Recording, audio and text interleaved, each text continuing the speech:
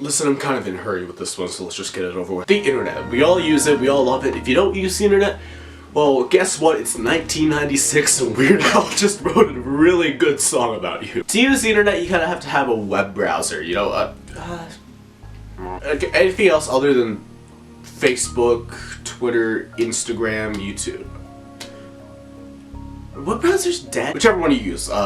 Chrome, Microsoft Edge, that's built on Chrome, Opera, that's built on Chrome, Opera GX, that's built on Opera, which is built on Chrome. I have a lot to say about Opera GX. And then Firefox, which is the only surviving browser that isn't based on Chrome nowadays. I feel like it's not a very good thing. The internet had been around for a couple decades before. It had been invented by some guys in the government or something, but then in 1990, this British dude, don't start booming yet, Tim Berners-Lee, he invented this cool little thing called the World Wide Web. Now he intended it as a place for people to get information, and now it's a place that people go to get false information. So that's the first web browser. Then in 1993, some university schmucks make this thing called Mosaic. Now, this is a pretty big deal. It's one of the first ever web browsers alongside the other World Wide Web thing. Now, this is the default browser bundled with the Macintosh, you know, the Mac, Apple, you know, I've heard of Apple, you know, they make this is a Google Pixel. Anyway, it's 1995 now, and Microsoft goes, hey, Mosaic, I want some of your sales.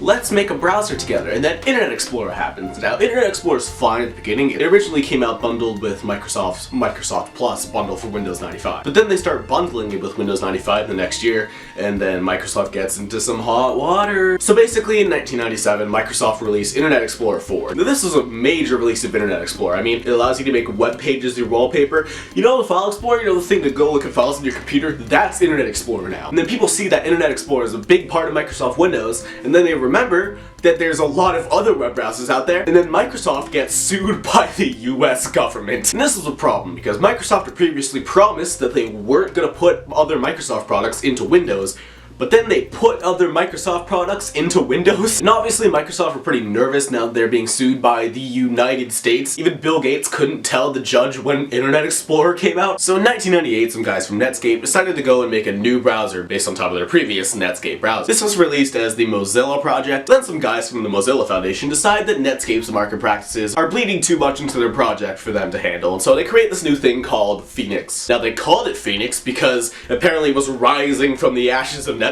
which is really corny. But then they found out another company was called Phoenix already, and so they renamed the browser Firebird.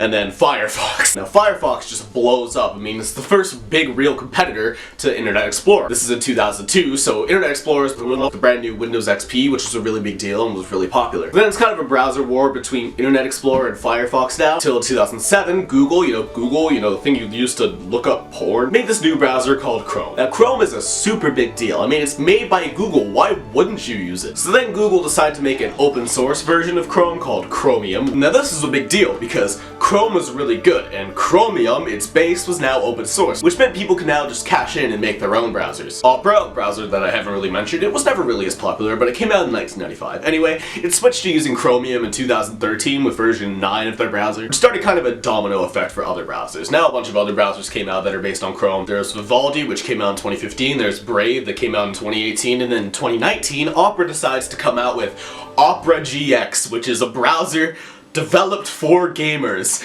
This isn't a video about the browser wars, this is a video about Opera GX. You can't go watching any decent YouTuber without having Opera GX shoved up your ass all day. Now I have a huge problem with Opera. They had a huge scandal in 2018 over predatory loans and really shady business practices. And now for them to try to tap into the gamer market, which is, let's be real, a good chunk of the internet's user base, that's terrible. You'll never catch me dead sponsoring Opera GX on my channel. They advertise it as being this CPU efficient thing. It has the most bloat I've ever seen in any web browser. Now believe me, I love channels like Jay Schlatt and Nakey Jakey, but hearing them being paid to promote this stupid, buggy browser is like being forced fed sauerkraut until you're 26 and a half years old. Now I'm a Microsoft Edge user, I know, bully me. That's also based on Chromium, but at least Microsoft does good things with that engine. They don't take away too much of the core things of Google Chrome while also making it their own thing. But Opera and Opera GX are advertised as being this big safe thing. They have a VPN in 25 quotation marks, it's actually just a proxy server. It's not even an actual VPN. I don't want my browser to have little annoying ass sound effects or big flashy colorful themes or have Jay Schlatt videos every time I open the browser. I want a web browser that works. and it seems like no web browser can actually do that properly. There's no decent option. Firefox for a good while broke anytime you wanted to copy something. Everything's based on Google Chrome, because now Google's hell-bent on their AI stuff. So is Microsoft. Microsoft Edge has a little co-pilot thing enabled in their browser by default. I just want a web browser that browses the web. I don't want anything that wipes my ass and browses the internet for me. I want a browser.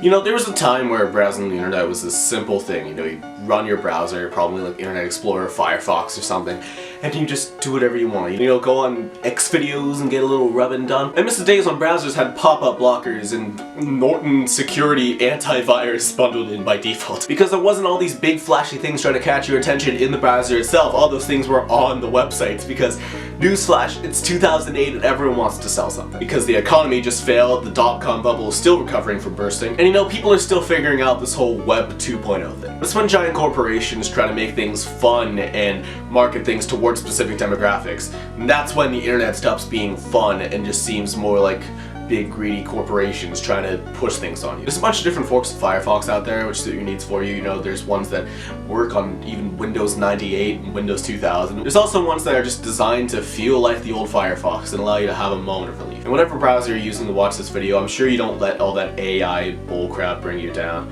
but it's still there and it's annoying as hell. See ya.